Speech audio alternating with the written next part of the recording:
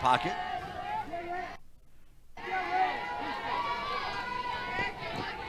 So now she's ready to go. A full count to leadoff hitter Ashton Maloney. We are just underway. Leadoff hitter in the ball game. She tries to go the opposite way and could not quite get the bat around fast enough, so we'll do it again. Well, we told you Maloney sets the table for this Texas offense. How about those numbers? When batting leadoff in her career in Austin, 51 games, her team is 46-5. It's impressive. It's what you want if you're a head coach.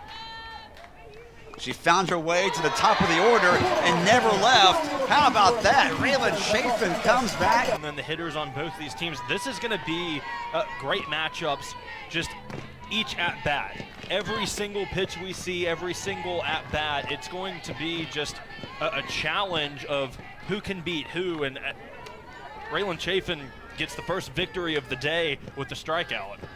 No one on and one gone as Caden Henry steps up for the first time this afternoon here in game one of this day-night doubleheader. Chafin misses, a little low and outside.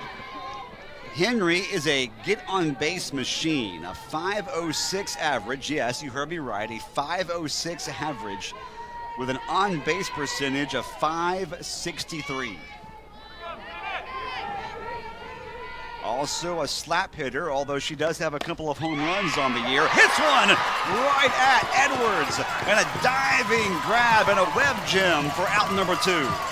Henry was trying to power slap and lines out to the Bulldogs shortstop. No one on, 2 gone. Mia Scott, third baseman, and third consecutive left-handed hitter here in the top of the order for Texas. Steps up for the first time today.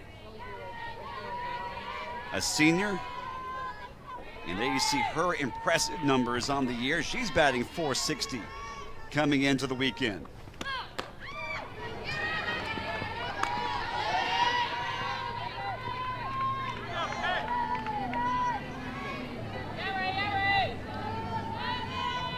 Scott with 40 hits on the year, one of 4 Texas batters who have at least 40 hits this season. Foul tip. 1 ball, 2 strikes. Raylan Chafin off to a good start today. Great season so far, and there you see the numbers to back it up. We're not just making this stuff up. She has been one of the most consistent pitchers in America this year. Yeah, I mean, top 20 in those 3 specific stats, but does a lot more than just win and strike batters out. Just is really just a hard player and wants to go out there, is determined. Over the summer, able to kind of just adjust her mechanics and is able to go a little bit longer. I mentioned it earlier, she's gone 11 complete games, which is just crazy. Change of speeds. Deep to the 4-hole, throw to first was made in time. Styles to hole. It's a earlier, just 2 aces for these 2 teams, and they might be the aces for these teams, but you look at the nation as a whole, and their top pitchers in the nation, if you had all-star teams, they'd both be on these teams, and yeah, it's not going to be easy for either side today. Tegan Kavan, a Des Moines, Iowa sophomore, 6-foot-tall right-hander, facing Sacco, and starts her off with a pitch that's going to be right on the inside corner for strike 1.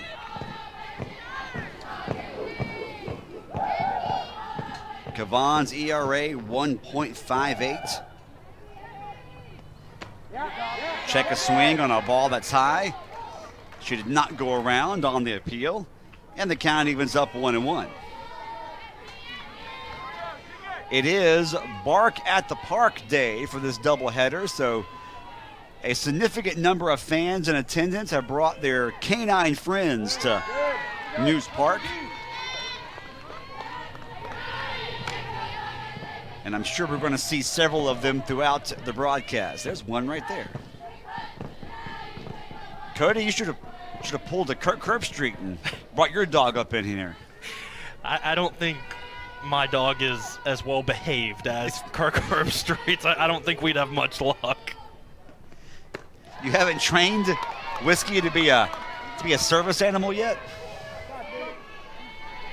I like to think I have. I don't think she'd pass the test, though. Sacco is senior from Marrero, Louisiana, transferred from Louisiana Tech. Before last season, she takes a beautiful called strike 3, and both starting pitchers get strikeouts of these two very good. And now Sacco for the Bulldogs. Yeah, and you see the look on Sacco's face.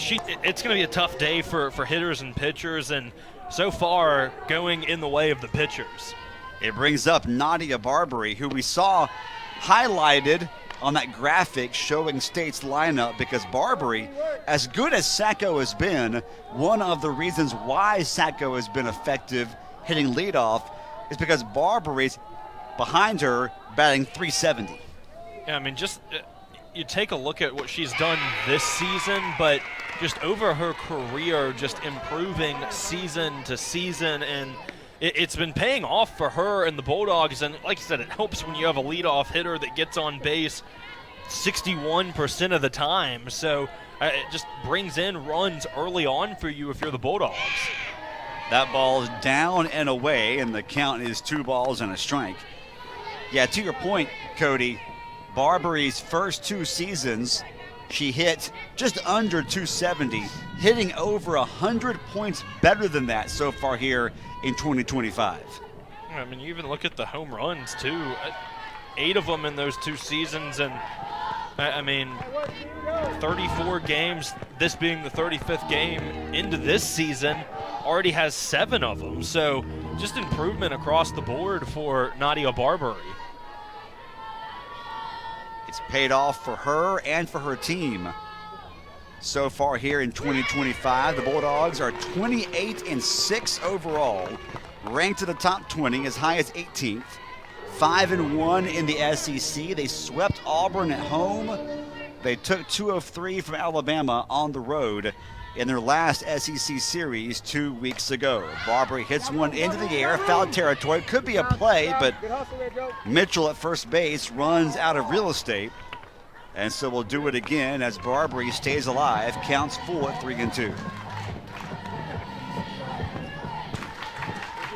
It's Mitchell at first, Bennett at second.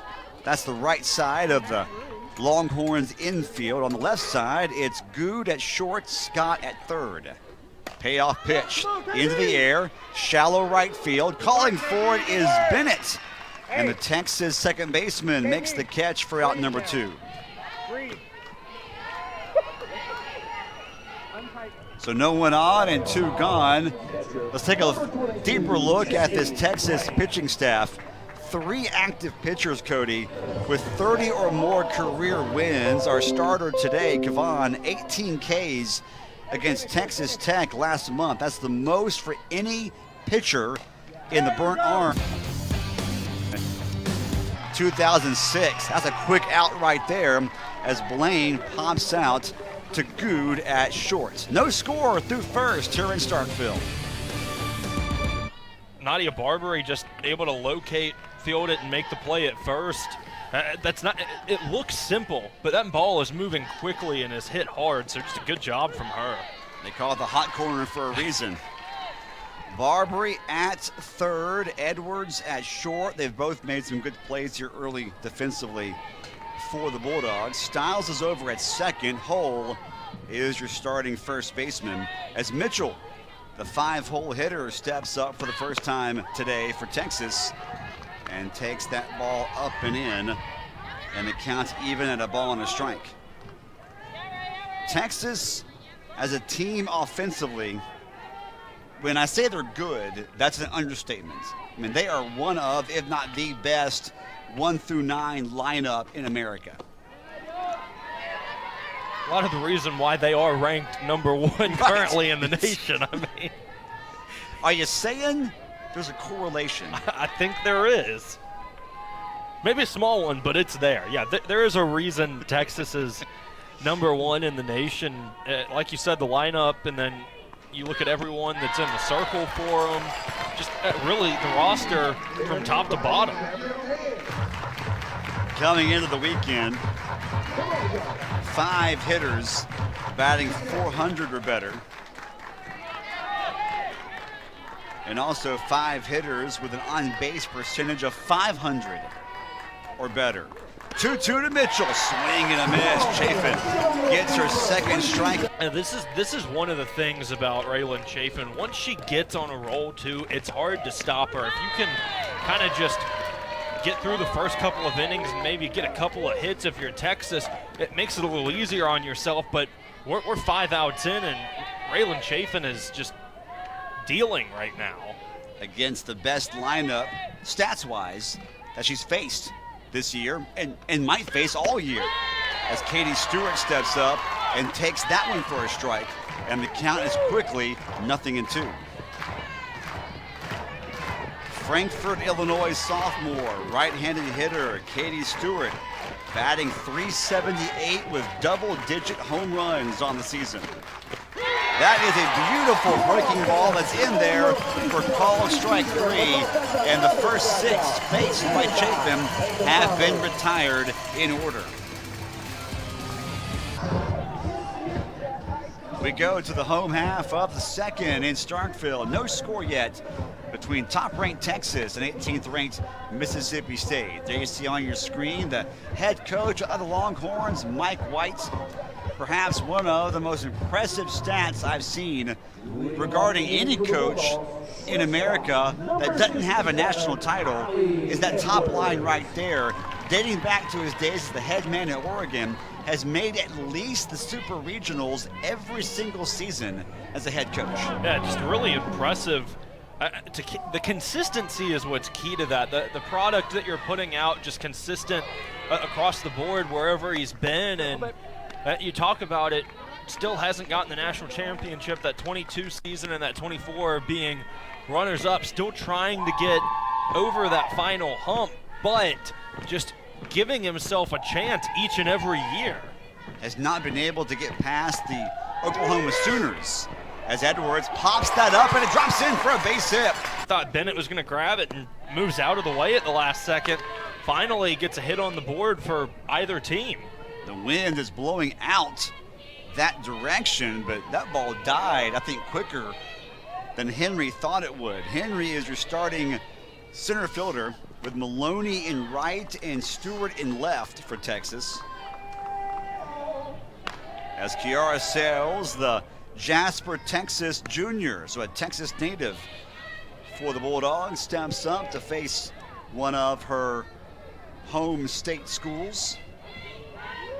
Sales having herself a really fantastic junior year, fouls that one straight back, and she's behind in the count 1-2.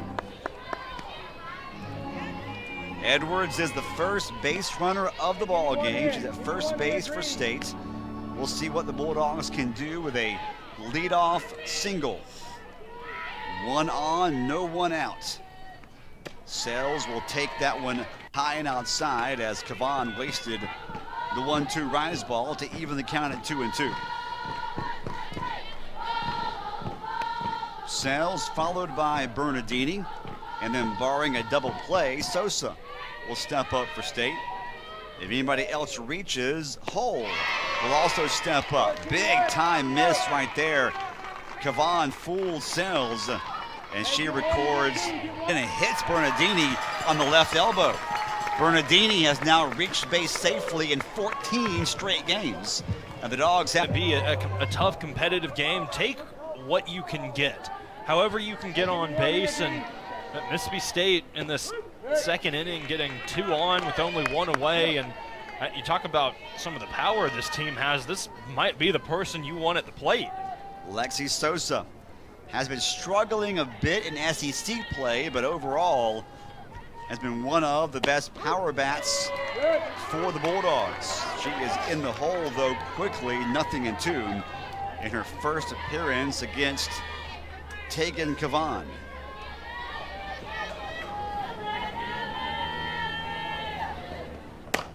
High fly ball, fairly deep, should be caught though. In front of the track is Maloney, tagging and advancing over to third base is Edwards. So Sosa gave it a ride.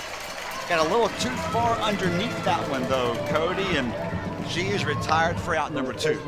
Anytime that ball is popped up for Lexi Sosa to right field. You might want to be a little nervous, though.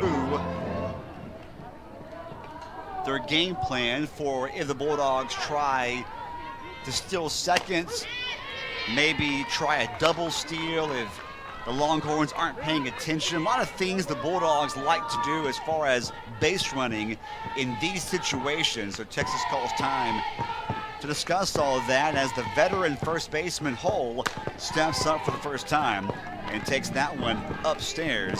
The count even, 1 ball, 1 strike. Yeah, I think this is one of those situations where if you're Texas, just be disciplined. Even if Bernardini tries to steal a second, just don't try and force an out. It might allow Edwards to score from third to home, and just be smart. Good job to block that one up by Atwood. Perhaps saving a run. That ball was in the dirt. And Atwood blocked it up, kept it in front of her. Edwards was ready to take off there at third base. The count's 2 balls and a strike on Hull. Runners at the corners. High velocity rise ball right there, up and in. A big time swing and a miss. And the count evens up at 2. It's a good pitch. Just kind of puts it inside, makes it tough for Riley Hull to make contact, and puts the count at 2-2. Fouls that one off, does Hull, to stay alive.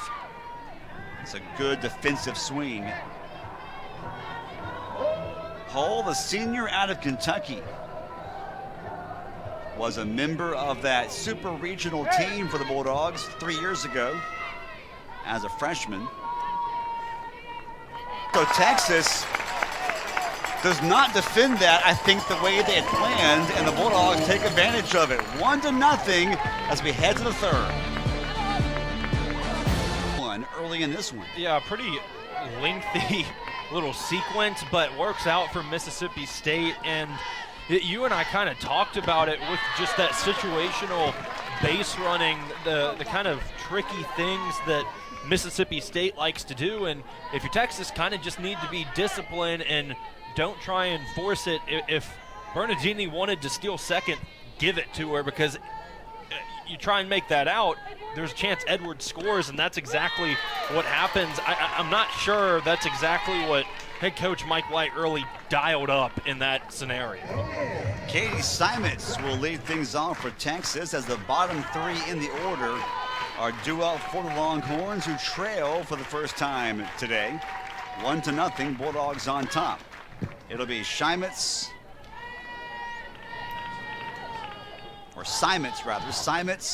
Good, and Bennett. 7, 8, 9. If anyone reaches the top of the order, Maloney will step back up to the plate. There you see Mike White, the head man of Texas. Made it all the way to the National Championship Series in the year 2022 and last season. Feels like he has the team to break through and not just get back to Oklahoma City, but win the whole thing here in 2025. They're off to a 5-1 start in their first season in the SEC. Lost 1 game in a 3-game weekend series at Florida and swept Auburn. Simons pops it up on the edge of the grass at second base. Morgan Stiles makes the catch for out number 1.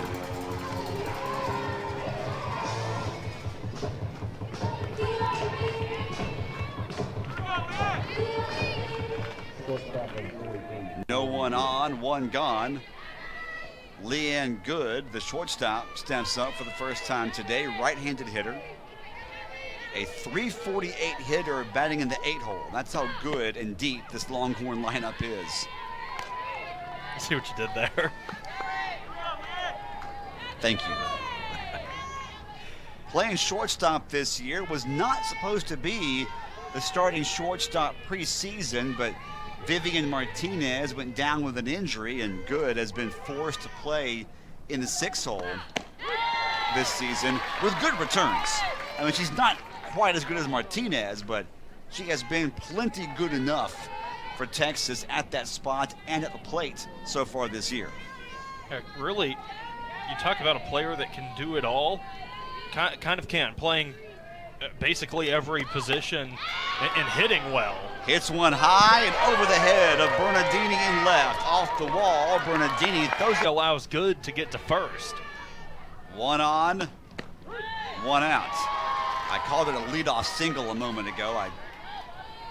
Obviously is a 1 out single. So 1 on, 1 out. Simons popped out quickly to begin the inning. So Good gets the single off the wall in left. She runs at first base. That means, barring a double play, Maloney, the leadoff hitter, will step up to the plate to try to get something brewing offensively for Texas. Their first hit of the game against Chafin just occurred. Katie Bennett, second baseman, another left-handed hitter. Boy, Texas, not only are they deep offensively, but they're multiple in terms of the type of hitters, slappers, power hitters. They also have a nice mix of lefties and righties. The 0-2, slapped, right back to the circle. Throw to first is there in time. Good goes to second. Bennett is retired.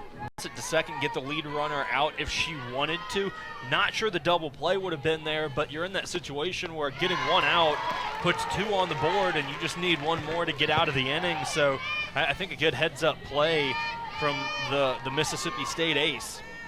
Leadoff batter in the order, Ashton Maloney, just about swung out of her shoes there at the first pitch from Chafin. A strikeout victim her first time up against Chafin. That ball misses, down and in. The count evens up. Didn't miss by much, but a little bit off the plate there.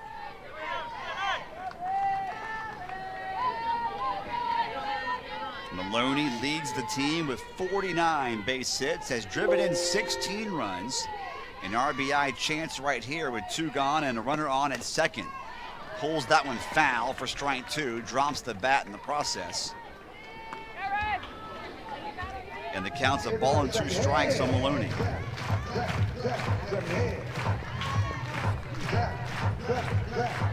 A .517 on base percentage, has drawn 13 walks to go along with those 49 base hits.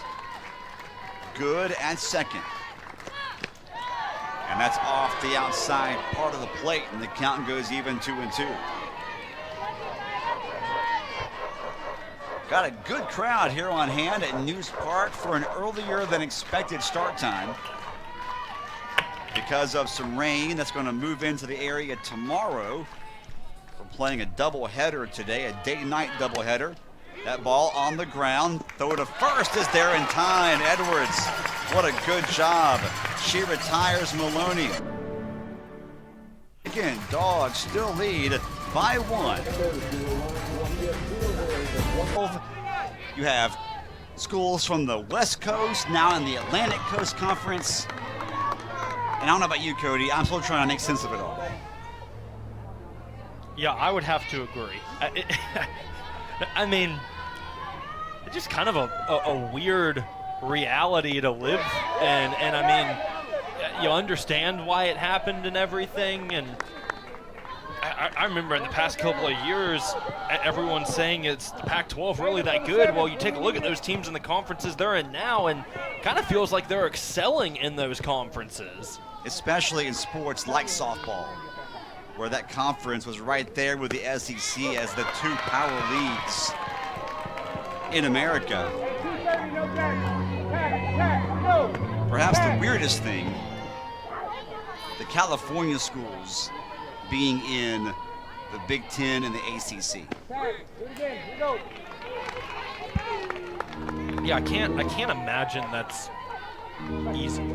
I mean, all the travel and it's a tough situation. I imagine it wears you out. It's a logistical nightmare. Check swing as that ball goes off the handle of the bat, and Hull will have the count full at 3-2. 1-0. Mississippi State leading Texas here in the bottom of the 3rd. Hull, Styles, Sacco. 8, 9, and leadoff hitters in the order. Due up for State. Line drive, but it's fouled by a couple of feet. That's a great hit ball from Riley Hull. Just couldn't keep it fair. I mean, she's on her way to second, if not third right now, if that ball stays fair. Hull looking for her first hit in this series. Batting .231 on the year. 18 hits on the season, including a couple of doubles and a triple. To Vaughn, and so far, I mean, through a full 2.5 innings, we've seen 1 run scored in 2 hits. I mean, the pitchers are just top in the nation, and they're showing that today. That ball just misses. Styles has the count even at 1-1. Styles batting in the number 9 spot, a freshman. The only freshman in the starting lineup today for the Bulldogs. Checked the swing, didn't matter. Took it for a strike on the outside corner. 1-2. Styles, her first plate appearance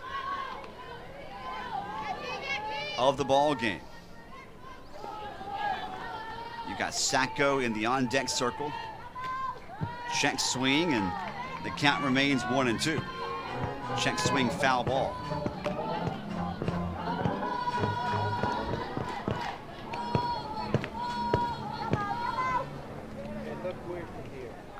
Tegan Cavan, so far through 2 1/3, has given up 1 hit and 1 Morgan Styles, not the best start this year. Still a long way to go, though, only in the bottom of the 3rd as the top of the order hitter, Sacco, steps in for the 2nd time today.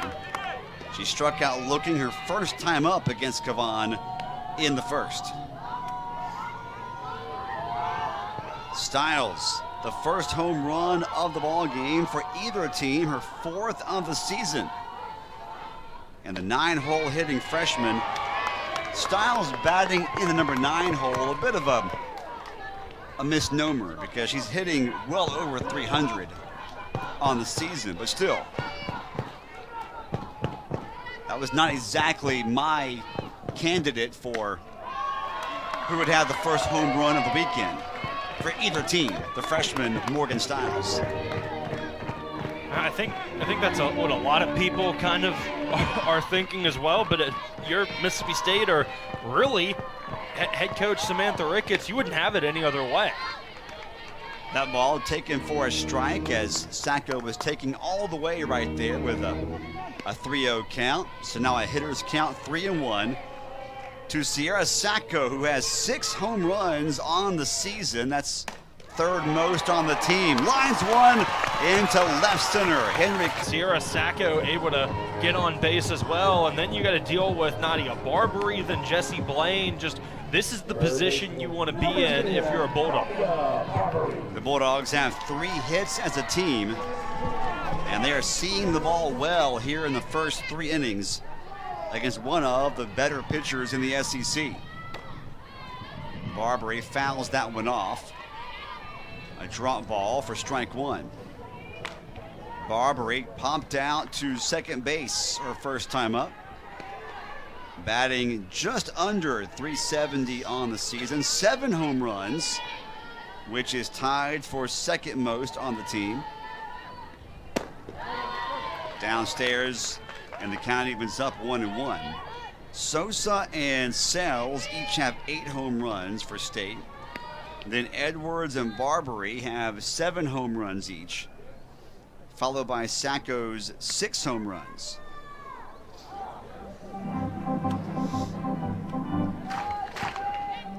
One and 1 the count on Barbary. Sacco, a very good base runner, is running at first base with 1 out. Dogs on top by 2. That ball is going to be downstairs, almost in the dirt. And the count is 2 balls and a strike. Sacco has 13 stolen bases on the season. As that ball misses, snap throw to first, and Sacco gets back standing up. Count is now 3 balls and a strike, a hitter's count on Nadia Barbary. I think if you're Texas, you also realize that you kind of have the luxury of having 3 pitchers who have an ERA under 2. So you can really, if you wanted to, you could probably pitch by committee, and if you wanted to use 1 or 2 of those pitchers in game 2 in the doubleheader, you could. It's just one of those luxuries that the Longhorns have, and I don't know if we're going to see if Kavon can settle in or what, but just a lot of options for Texas at this point in the game when they're only down 2. That ball spoiled by Barbary. She stays alive, and the count remains full, 3-2. She had a green light on 3-1 and swung away, but was way out in front of the offering from Kavon. Hit it a country mile, but it was a strike 2. Oh, it's a big time swing and a miss, and then Atwood throws one towards second and pegs Kavon in the back. Ended with an interference call on Barbary and what was going to be a stolen base for Sacco. So a missed opportunity there to add some more offense, but she's got to be thrilled so far with her offense being opportunistic and her pitcher and defense right now playing great. Yeah, this is one of those games where you're not going to have a lot of opportunities. So the ones that you have to capitalize on, and so far, I think Mississippi State has done a pretty solid job at that. Maybe a couple of things you would have liked to change and made a little different, but I think as you head into the top of the 4th inning, it's hard to argue or be mad about a 2-run lead, especially when Raylan Chafin is playing the way she is. Chafin facing Henry, Scott, and Atwood, the 2, 3, and 4 hitters. Dangerous portion of the Texas lineup here in the top of the 4th inning. Strike delivered there to Caden Henry, left-handed hitting outfielder for the Longhorns. A sophomore who came in batting over 500 is now hitting exactly 500 after lining out to Edwards, a hard hit ball that Edwards made a diving snag of back in the 1st inning. The Bulldogs so far playing errorless softball, and Chafin's only surrendered 1 hit through 3. A 3-1 hitter's count though on Henry. High fly ball, should be caught, not very deep in left. Bernardini grabs it for out number 1, and Henry is now 0 for 2.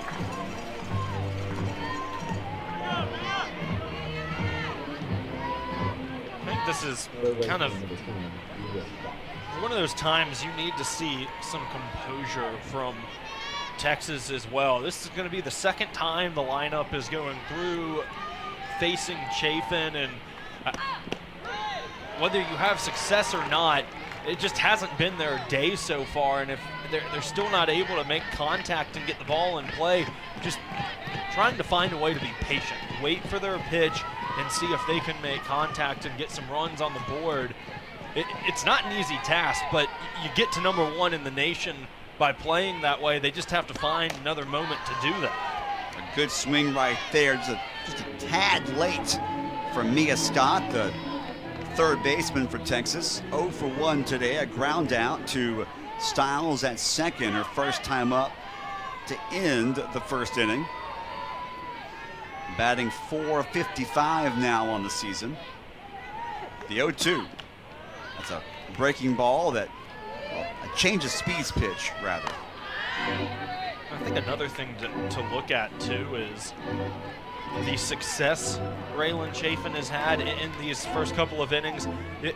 When we see her start games and go the distance, she's usually tossing way more than 100 pitches. And yeah, 1 out in the 4th, and is just now at that 50 pitches thrown mark. She gets another strikeout, but she's just been consistent and quickly getting out. Everything right now working for Chafin, and it'll be really intriguing to see how Texas adjusts as they do, as you mentioned, Cody, go through the lineup a 2nd and then a 3rd time against her. When we talk about the top of the lineup for Texas being so dangerous, 1 through 3 are 0 for 6 at the moment, but again, those top 5 coming into this one batting over 400. It's not an easy task, and if Raylan Chafin can continue to deliver and verse that top 5 at least through their first 2 times up, have them go 0 for 10, that's a huge plus for the Bulldogs. 1-1 the count to the catcher Atwood. High fly ball, moonshot. Bernardini underneath it, calls for it and makes the catch. And that's an inning that goes 1, 2, 3 again. Coming up, we're going to hear from Texas head coach Mike White. His team trails by 2 in the middle of the 4th. Down in the middle innings of a ball game like they are today. You talk about that they've won a lot of games this season, last season. Coach Mike White has won a ton of games in his career as a head coach. I mean, obviously, you don't like to be down in a game, but he knows the situation. He's been there. He knows how to rally his team and get themselves back into it. And it's not a 10-run deficit. It's 2 runs. Kavan is back in the circle. Tegan Kavan gets the line out off the bat of Jesse Blaine. Blaine has been retired quickly now in 2 at-bats. We have not had the chance to even talk about her yet because she's come up and has gotten out quickly earlier in the ball game, and now here in the 4th, she lines out to Bennett at second. It brings up Kylie Edwards. She was the first Bulldog to reach base safely against Kavan. That was back in the 2nd. A bloop single that dropped into center field. Has her average now up above 320 as she continues to have offensively and defensively a really good sophomore season. No sophomore slump for Kylie Edwards. It took her a little bit of time to get into this groove. Didn't have a great start to the season by any means, but really has started to find her way, got her batting average up, is able to hit the deep ball, and yeah, she's been great hitting the ball, but also a terrific defensive player as well at shortstop. We've already seen her flash that glove at short. Today, a big diving stab to rob Henry of a base hit back in the 1st, and then a good job to get the final out of the last inning on a would-be slap attempt. High fly ball, deep but drifting foul. It will go out of play, but it's in foul territory. So Edwards gave that one a ride. Talked about it a minute ago, and there she is, flashing that power. Tried to go left field, put another run on the board for Mississippi State, and just a couple of feet out of play. Kylie Edwards can be a very dangerous player. 7 home runs to go along with 7 doubles. 14 extra base hits. Hits one on the ground, out to her counterpart at short. Low throw, but a good job by Mitchell at first to dig it out of the dirt. And out at first base is Edwards for out number 2.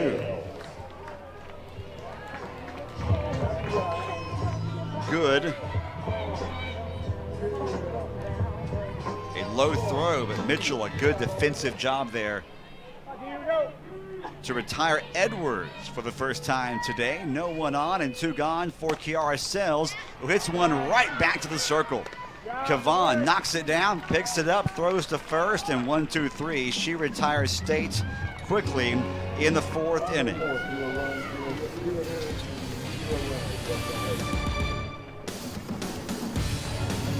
Offensively, Raylan Chafin has been dealing from the circle, and the Bulldogs have played airless softball. They are pitching a shutout right now on top of number 1 Texas. 2-0 our score as we go to the 5th inning alongside Cody Blazak.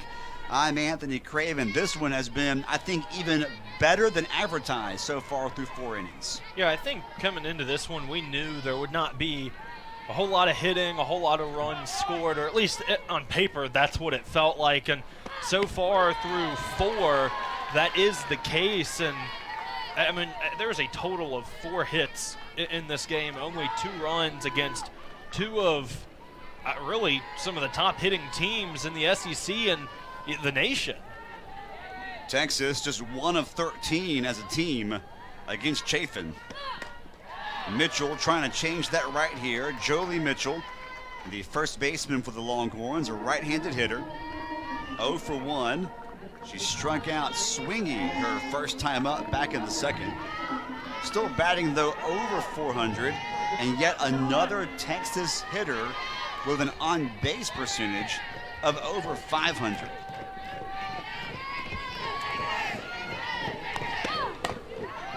Little excuse me swing, hits one over. I'm not sure we've given enough credit to the outfield, though. I mean, the infielders, the outfield, all of it really making solid, quick plays, whether it's Barbary, Edwards, Styles in the infield, just making quick throws to first.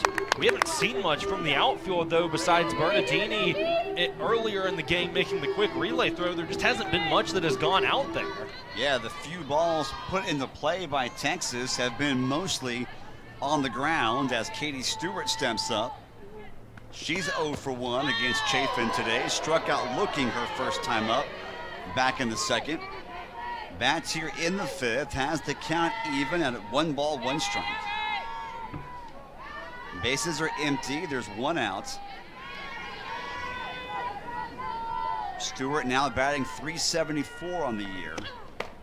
Hits one foul, but not fouled by much. Just about snuck that one between the bag at third and Barbary. Instead, the count's 1 and 2. Really good crowd here for this Friday doubleheader. We're supposed to play 1 game starting at 6 o'clock. They decided late last night to move up the start time to 4. And then this morning decided, you know what?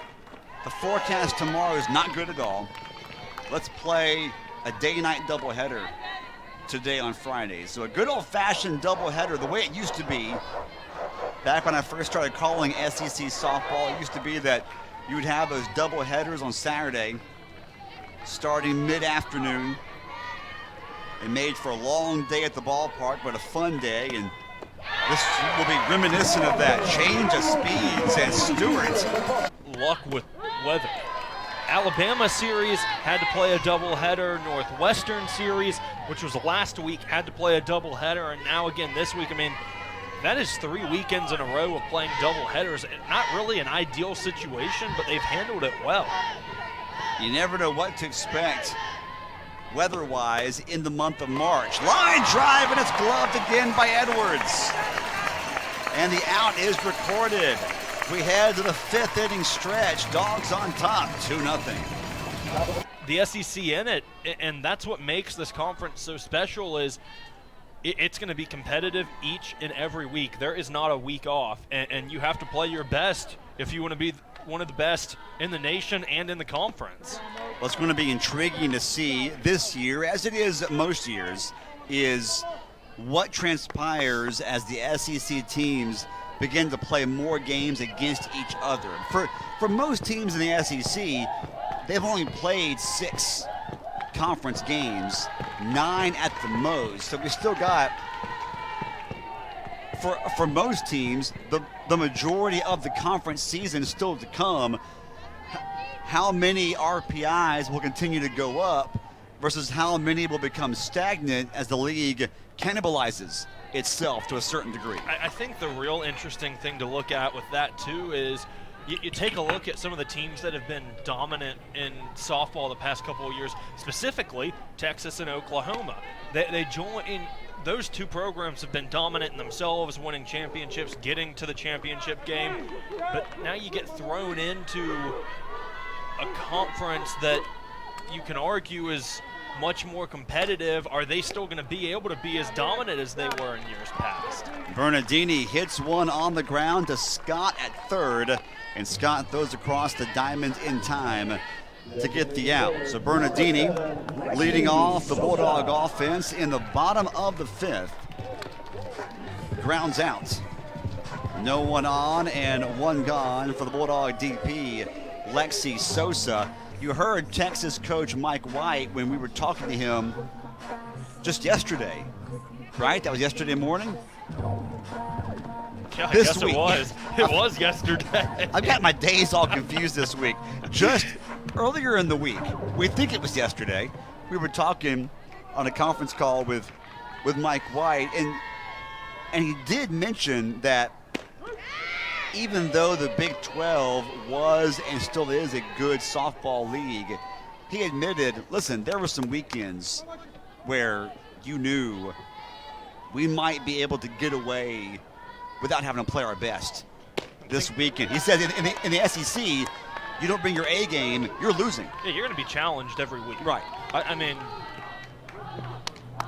you look at the worst team in the SEC, they're not that bad in the grand scheme of things. They're still a good team. It's just that's how powerful a conference like the SEC can be. Every team in the SEC is a top 40 team.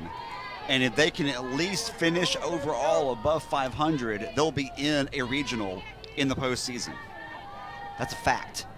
Yes, it is. Lexi Sosa at the plate. Sosa 0 for 1. She flew out pretty deep to Maloney in right her first time up. I think you look at the SEC, and I'm going to throw men's basketball in here, kind of at least tournament-wise similar to what you'll see for softball. 14 teams for the SEC made it to the tournament. Out the outside corner against Sosa. So now there are 2 gone. You're going to see more than likely, again, unless you see a team just really collapse down the stretch and lose so many games that you, by rule, can't put them in. I mean, you are going to see more than likely every softball program in the SEC. There are 15 of them who play softball. They're going to get in. That's where we're trending right now, is that everybody in the league is going to get in more than likely. Hull hits a high chopper back to the pitcher. Quick inning for Tegan Kavan. And we go to the 6th, 2-0 Dogs on awareness, especially among young people who may not think this kind of illness can affect them. Raising awareness of ovarian cancer. Yeah, the 5th year of the campaign, and when all of that teal is worn usually happens on that second game, the Saturday game, which will be Sunday now for these teams with being a doubleheader today and the weather tomorrow. But you can even, there it is on Kylie Edwards, and you take a look at the catcher, just opportunities when you get them, and Leanne Good is able to do just that. I'm sure Texas felt like coming into this inning, they had to get at least one to avoid being down by multiple runs, or to at least try to avoid being down by multiple runs in the 7th against Chafin. Huge swing right there by Good.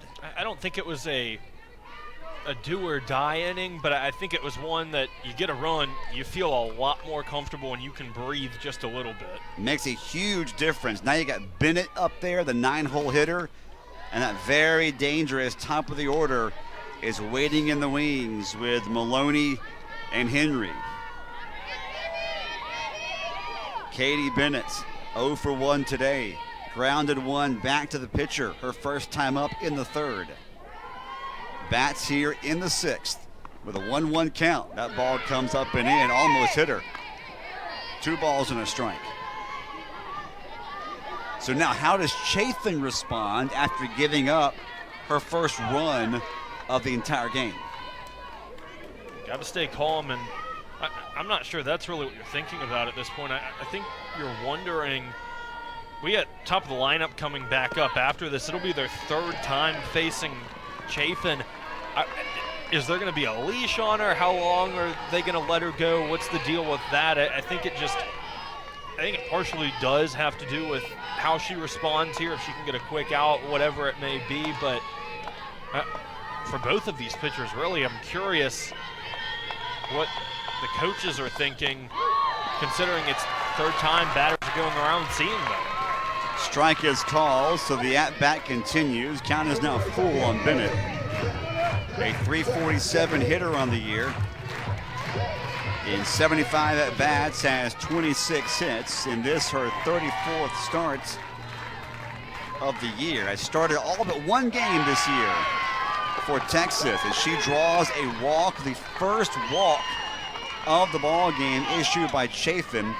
So the first run followed immediately by the first walk, and now for the first time all game, some chinks in the armor showing up for Chafin, as Everett, the lefty, is warming up for the Bulldogs in the bullpen, and time is called by pitching coach Taryn Mowat McKinney. I mean, even when they're having a conversation out there, can't see it now, but Braylon Chafin just shaking her head up and down. Still all business, letting Taryn Mowat McKinney just kind of get her back in that right headspace. But you see what pitching coach Taryn Mowat McKinney has done this season in her tenure here. Just wow. And was a great player at Arizona on a national championship team about 20 years ago. Her second season in Starkville, and she has turned around the Bulldog pitching staff.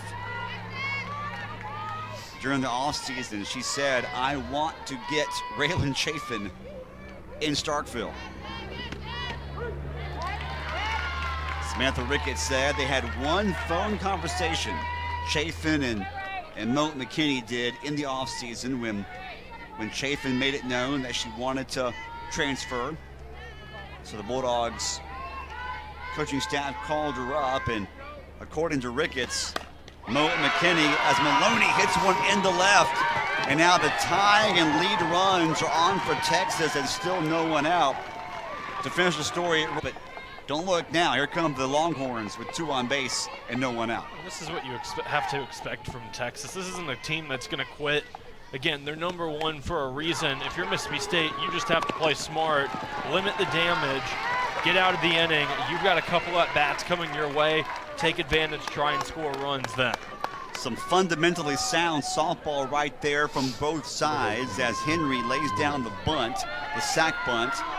That gets Bennett and Maloney both over in a scoring position, and the Bulldogs defensively played that well and got the out at first base. So there's one out, but now the tying run standing there at third. The lead run is also on in scoring position, and you have a .449 hitter on the year in Scott at the plate.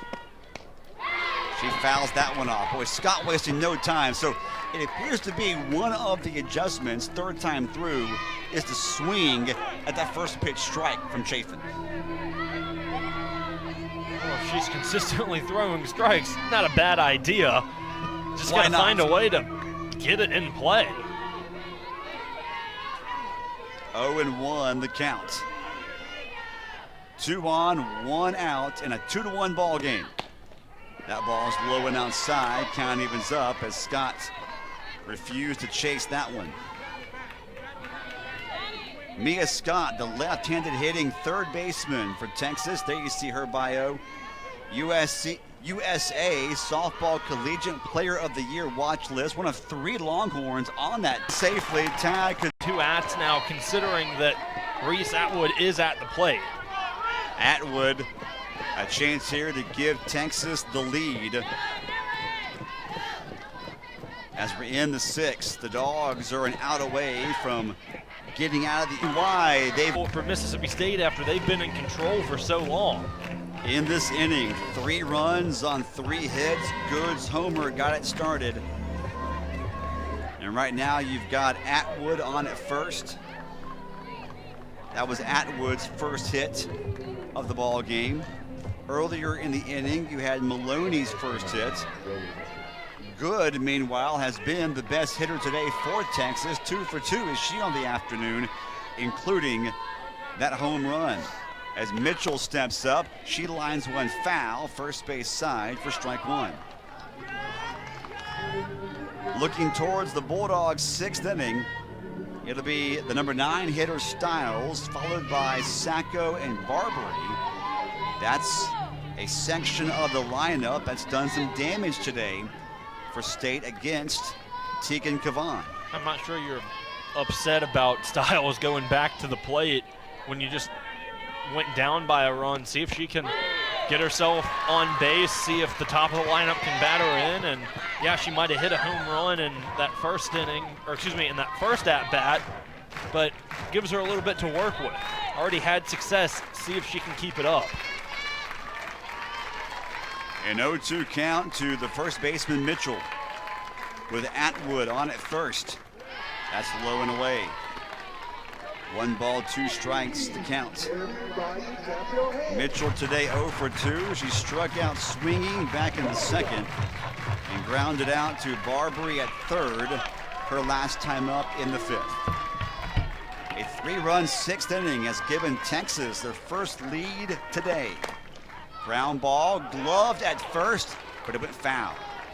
Kicked up just enough chalk before getting into the glove of Hull that it goes foul, a break for Texas.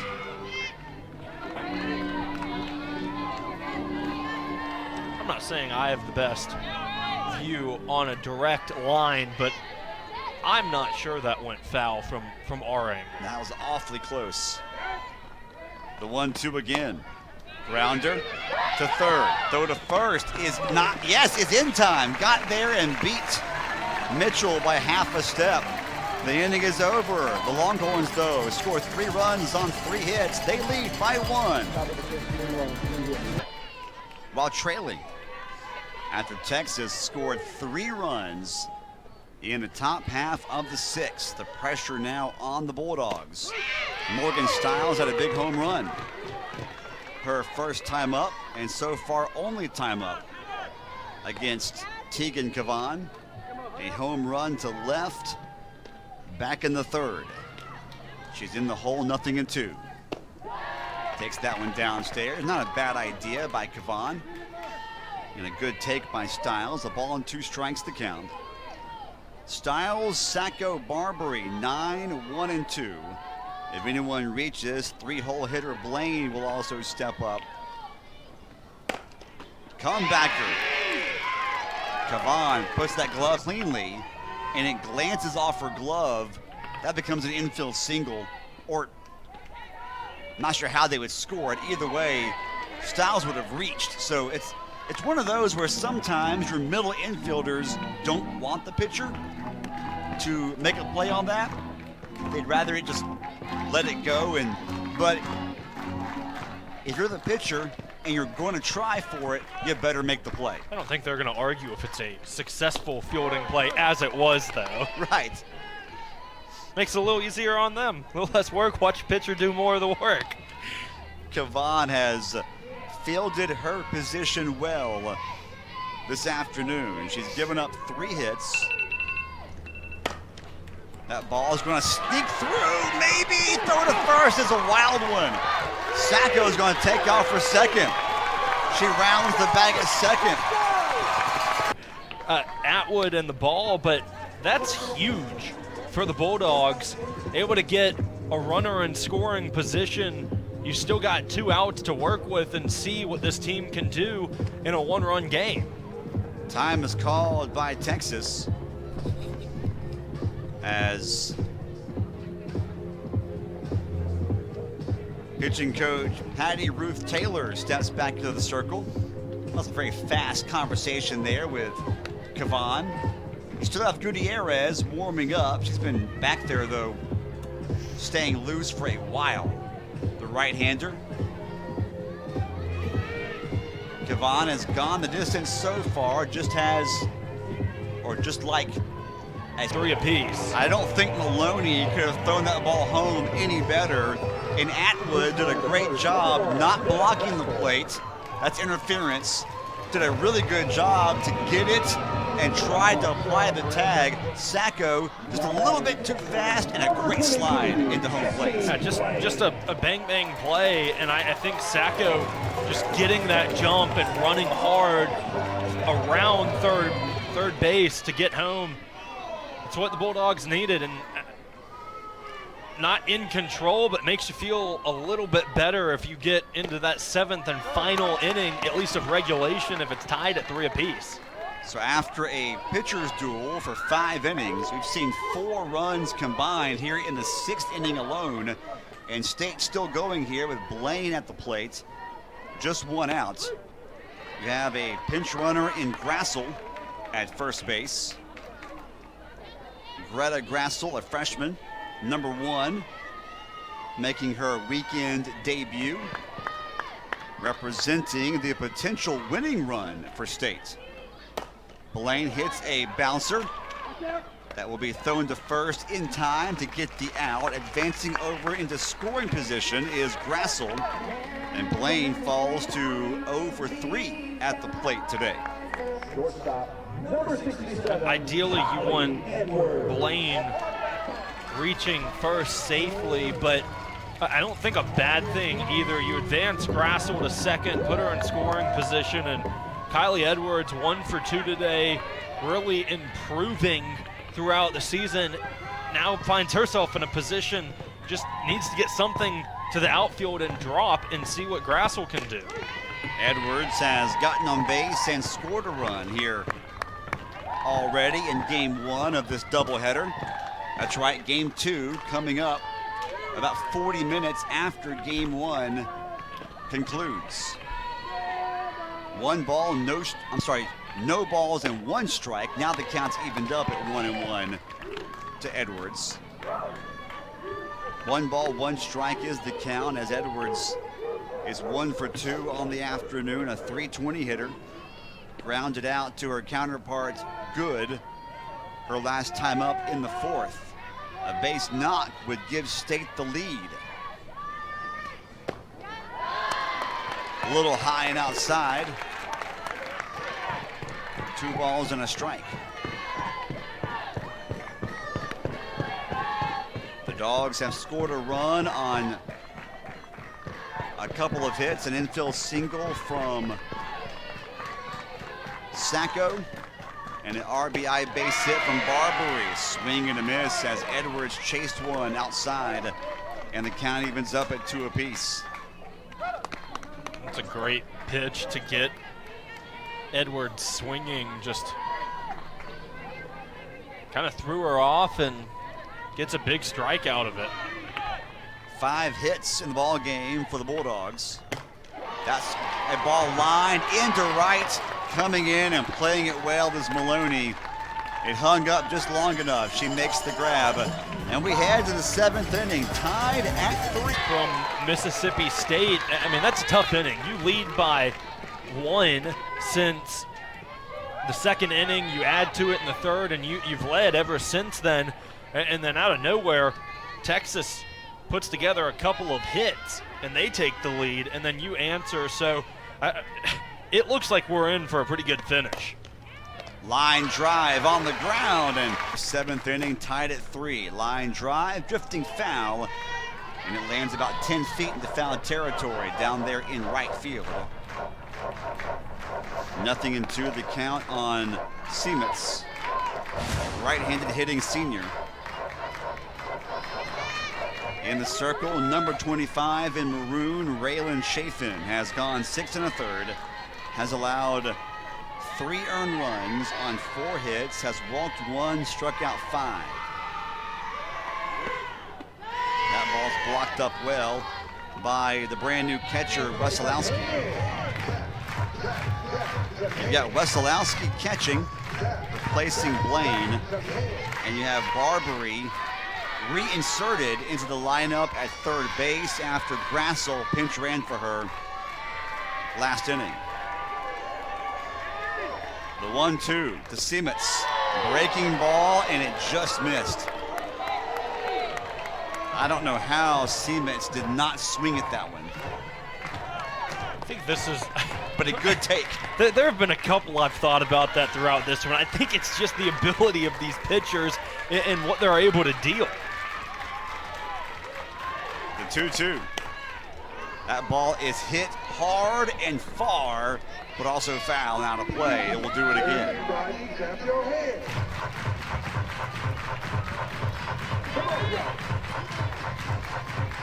One gone, no one on. At the plate in a tie ball game, 7th inning, is Seamitz with Good and Bennett waiting in the wings, the bottom 3 in the lineup, which for most teams means some of your less consistent hitters, but in the Longhorn lineup, there's not that big of a difference between the top of the lineup and the bottom 3 in the order.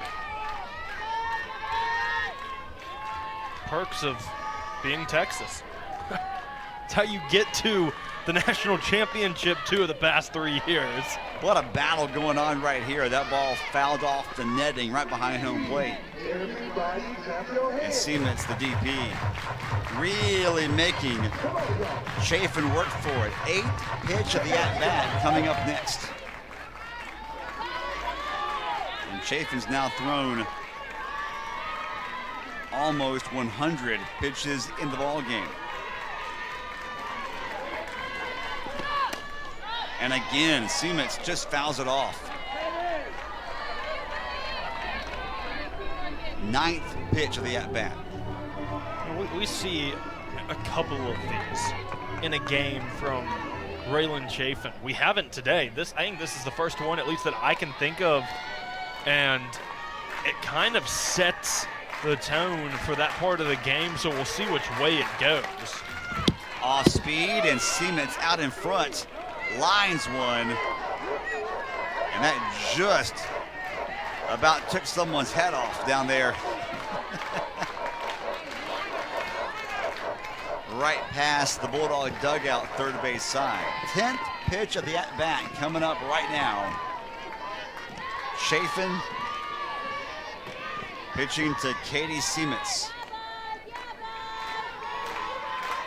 The count has remained 2-2 for a while.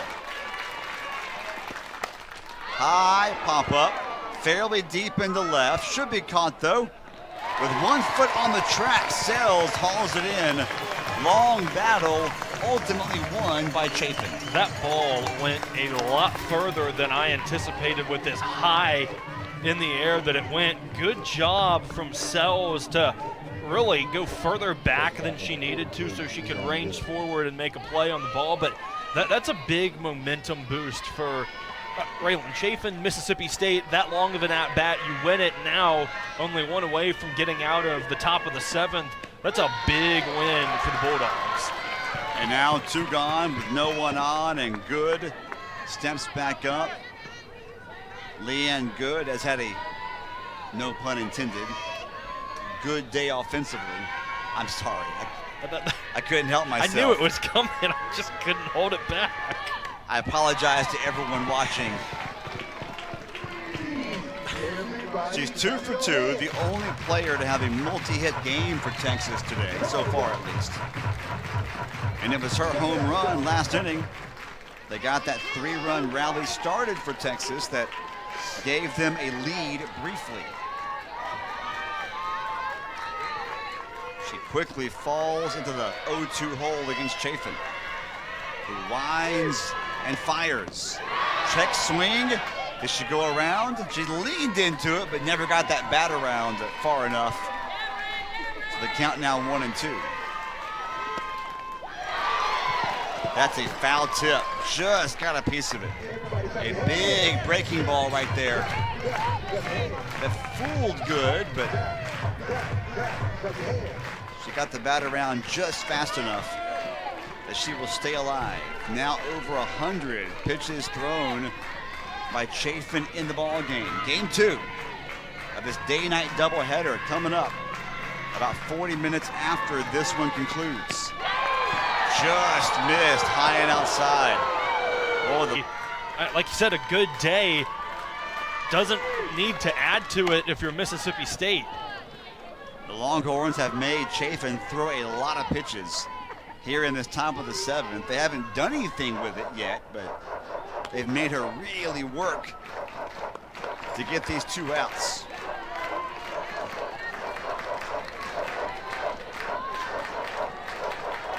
Chafin in 6 2/3 innings has walked 1, struck out 5, has allowed 3 earned runs on, but she ends up retiring the side in order.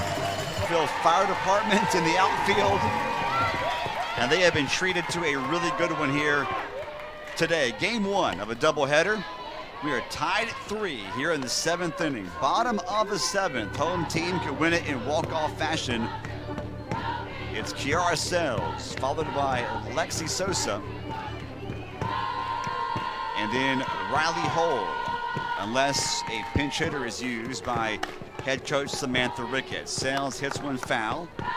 So a couple of foul balls, and quickly Sells is in the hole, 0-2. She's 0 for 2 today offensively. A strikeout in the second, a ground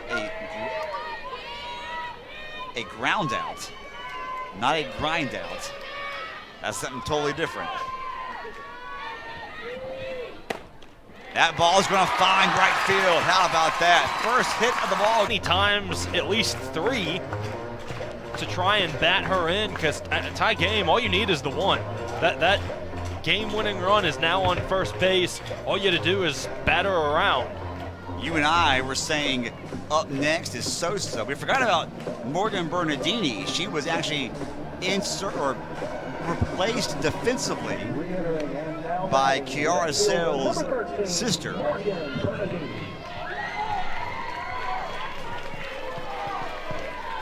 So Bernardini now back in the ball game. She shows bunt and takes it high and outside. So no secret here. The Dogs would love to sacrifice a really good runner, Sells, over in a scoring position with the power hitter Sosa in the on-deck circle. Yeah, I think you got to be really careful right here and not have Sells steal. Texas knows it's coming. They made that mistake earlier in the 2nd inning. If you're Mississippi State, you need to be disciplined.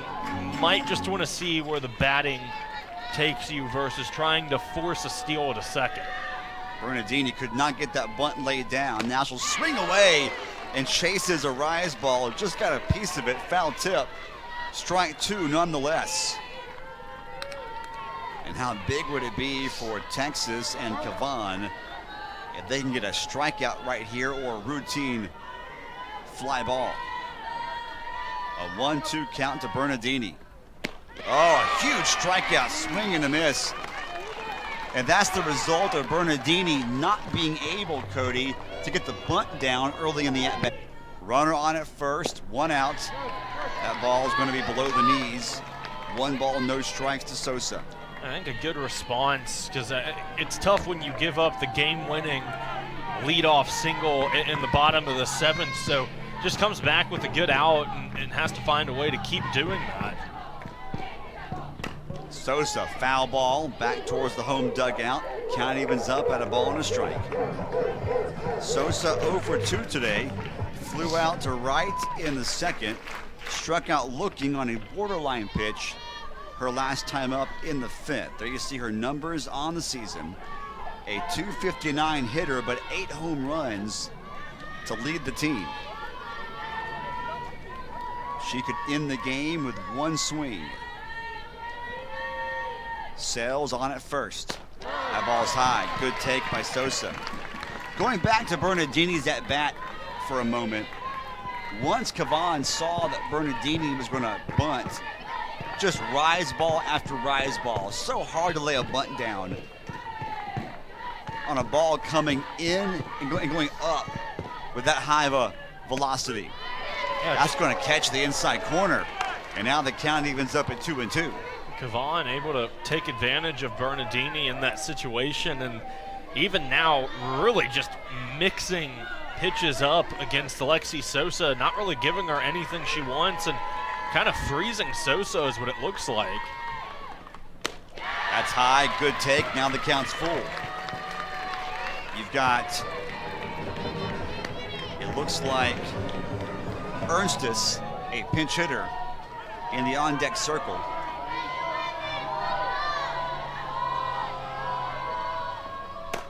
That ball's put into play, could be 2. They won't attempt, though, the relay throw.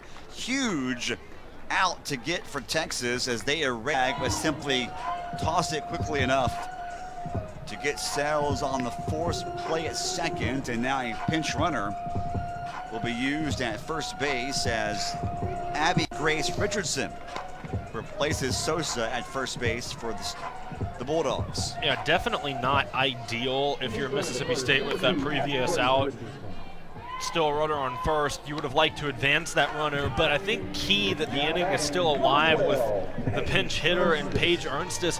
Haven't seen a lot from her this season, but when we have seen her, seen a lot of productivity in her, and you see the 370 batting average, but only 27 at-bats and a couple of home runs to go along with it. I think this is a really good call from the Bulldogs and Samantha Ricketts. Yeah, replaces Hull in the lineup, at least temporarily.